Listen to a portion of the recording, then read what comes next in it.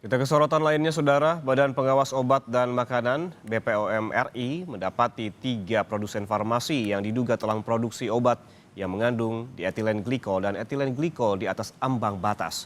Ketiga perusahaan dikenai sanksi administrasi, pencabutan izin edar dan produksi obat. Selain sanksi pencabutan izin edar dan produksi obat, BPOM juga mengenakan sanksi berupa penarikan dan pemusnahan produk-produk yang mengandung etilen glikol dan dietilen glikol.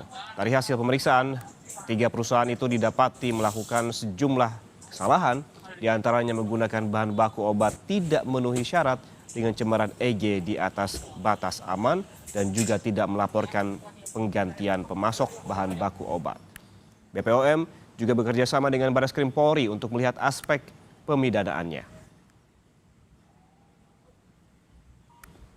Kami juga telah menemukan perusahaan atau produsen produk farmasi yang memproduksi sejumlah sirup dengan bahan baku propilen glikol yang tercemar EG dan DEG yang jauh melebihi ambang batas yang dibolehkan, ya, sehingga ini masuk ke arus penindakan, ya.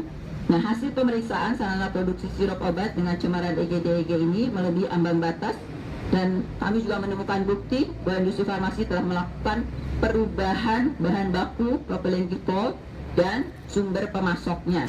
Yang diberikan oleh Kemenkes, kita mendapatkan 2 industri yang tidak memenuhi ketentuan, tidak TMS, sehingga ada juga unsur pidana, yaitu satu PT Universal dan PT Pharma, ya, yang kaitan dengan 102. Namun dengan pengembangan sampling pengujian ditemukan lagi satu, yaitu PT Rindo ini, gitu ya.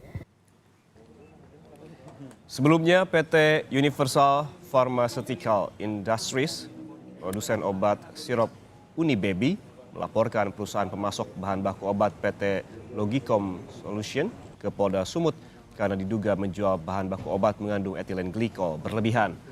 Perusahaan mengaku sudah menarik 173.000 botol obat sirup di Jakarta dan 67.000 botol di Medan.